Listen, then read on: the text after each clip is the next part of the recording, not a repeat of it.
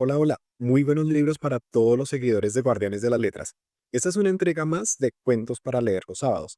En esta oportunidad tenemos un cuento que se llama Ensangrentado, escrito por Philip Soupao. Y dice de esta manera. Desde las 5 de la tarde el tren rodaba. Algunas paradas que parecían interminables y después, de nuevo, el resoplar monótono de la locomotora. Yo había concluido hacía ya mucho tiempo el libro que llevaba para el viaje y miraba a través de los vidrios la llanura que se extendía hasta perder la vista. Había tratado en vano de dormir, estaba irritado de tanto fumar. En una de las paradas un viajero subió a mi compartimento. Era una pequeña estación que debía servir pueblos alejados. No se veía una sola casa en los alrededores.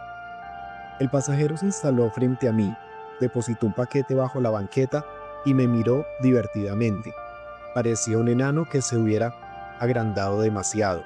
Su traje, muy nuevo, era también muy corto. Su calzado estaba gris de polvo. Se había puesto la gorra sobre el cráneo, pero sin hundirla mucho. 3 horas pasaron sin que me dirigiera la palabra. Me miraba atentamente como se mira a un insecto debatirse en un recipiente con agua. Después cerró los ojos y se durmió rápidamente. La tarde caía y pude sentir su respiración que se hacía más lenta y profunda. Por temor de despertarlo, envidiaba su sueño, me inmovilicé. No osaba levantarme ni mover la mano, ni toser. Contaba los segundos. Mi paciencia estaba por concluirse. El hombre cambió de posición sin despertarse. Se acostó sobre la banqueta y posando su cabeza sobre su mano izquierda, dejó colgar su mano derecha. Estaba ya muy sombrío y yo no distinguía más los gestos del que dormía. Se puso a roncar, a silbar, más que a roncar, como un hombre extremadamente cansado que se ha dejado conquistar por el sueño, que rehúsa luchar contra el sueño. Asistía a la caída de la noche. Me parecía que el tren me llevaba, penetraba lentamente en el dominio de la sombra. Los ruidos parecían más fuertes y más pesados. Los olores subían, amplificándose, mientras que una calma incierta, móvil se insinuaba, me dejaba cunar. Caía en un sopor. Con un esfuerzo que no justificaba el alcance de mi acto, encendí un cigarrillo. Jamás ese gesto que cumplo tantas veces por día y tan maquinalmente me pareció más penoso y más lento. Aproximé lentamente el fósforo a la extremidad de mi cigarrillo y después de haber echado algunas pitadas, arrojé a mis pies la pequeña llama. Cayó a algunos centímetros de la mano abandonada del que dormía.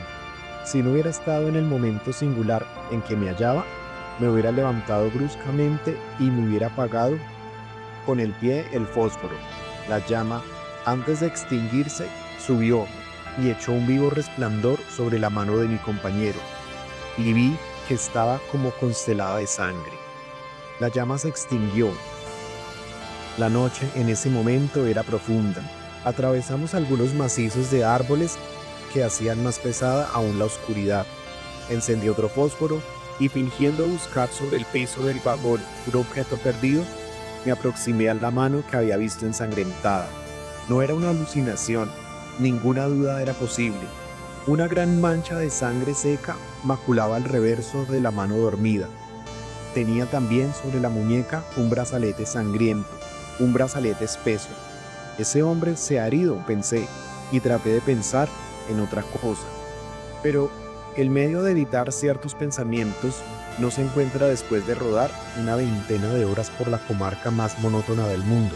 Al principio de la noche, cuando el espíritu está vacío por el resoplar regular de una locomotora y el rodar monótono de las ruedas sobre la vía.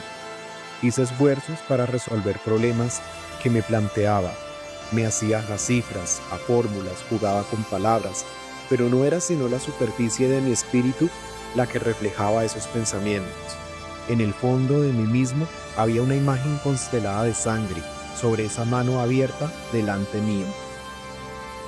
De pronto abdiqué, renuncié a adiestrarme y dejé mi imaginación librarse a las más inquietas fantasías. Ella me impuso la convicción de que ese hombre dormido era un asesino. La noche que me rodeaba por todas partes, que me aislaba y me hacía perder contacto con toda realidad exterior, favorecía esta súbita inquietud. Retomaba uno a uno todos los detalles que me habían llamado la atención. Los zapatos cubiertos de polvo que traicionaban una larga caminata a través de los campos hacia la estación donde el hombre había subido. El traje demasiado estrecho era robado en cambio de aquellos que el hombre llevaba a la hora del crimen. La extraña e invencible fatiga del hombre que sucedía a un violento esfuerzo. Imposible resistir. Tenía la certeza de que mi compañero de viaje era un asesino. Pero la imaginación no nos deja tranquilos así como así. Ella me obligaba a inventar las razones y las circunstancias del crimen. Lenta, pero regularmente, un cuadro coloreado se componía y elevaba delante mío.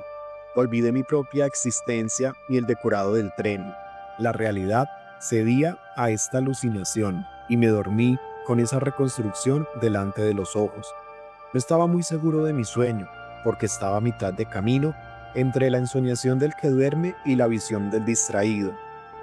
Las inciertas luces del alba me despertaron. Hacía frío. No tomé inmediatamente conciencia de lo que me rodeaba. Abrí varias veces los ojos antes de recobrar el equilibrio de la vigilia. El hombre seguía durmiendo. La luz grisácea del sol levante iluminaba su mano manchada. La sangre se había tornado casi negra. Pasó alrededor de una hora. Mi compañero no se movía y yo mismo me dejaba apresar por un adormilamiento. Una brusca parada cambió toda esta atmósfera. Pareció que, bruscamente, todo se había roto. Mi compañero se enderezó y miró inmediatamente a través de los vidrios del vagón. Con la manga del saco frotó el vidrio que la neblina tornaba opaco. No pareció darse cuenta de que su mano estaba maculada de sangre. Obedecía a una idea fija. Yo no sabía cuál. No sabía más que ver con qué atención observaba las idas y venidas de la gente en la pequeña estación donde habíamos parado. Bostezó varias veces, pero sin quitar los ojos del vidrio del vagón. Volvimos a partir y una sonrisa semejante a una mueca se dibujó en el rostro del hombre. Me miró entonces y notó que mis ojos estaban fijos en su mano, pero no se movió. Fui yo el que no pudo soportar ese silencio y fui yo el que mirándole intensamente le pregunté, ¿está usted herido? Miró su mano izquierda antes que la derecha, esa que aún estaba manchada. No, dijo, y se frotó la mancha que comenzaba a escamarse, pero se calló y toda su actitud y la expresión de su rostro me hicieron comprender que no deseaba hablar más. Nos mirábamos sin decir una palabra, y yo podía ver en sus ojos que él leía claramente mi pensamiento, que había adivinado mis sospechas. En varias ocasiones el tren disminuyó la marcha. Miró a través del vidrio con lo que yo pensaba era inquietud. Llegamos al fin. Al descender, noté hombres cuya apariencia y actitud revelaba que pertenecían a la policía. Acechaban a algún viajero. Detrás mío, mi compañero de la noche esperaba. Tomó bruscamente una decisión. Se apoderó de mi valija y me dio el brazo. A la salida le reclamaron el boleto. He perdido mi ticket de andén, dijo y tendió 50 céntimos. Después me hizo apurar el paso. Cuando llegamos al estacionamiento de taxímetros, puso mi valija en un vehículo y me dejó el brazo. Gracias, dijo simplemente, y saltó en el primer automóvil que pasó. Muchas gracias, Daniel. Acompáñenos la próxima semana en donde leeremos un lindo sermón de Anton Chejov. No olviden compartir el contenido de los Guardianes de las Letras con todo aquel que disfrute de un buen cuento y de los muy buenos libros.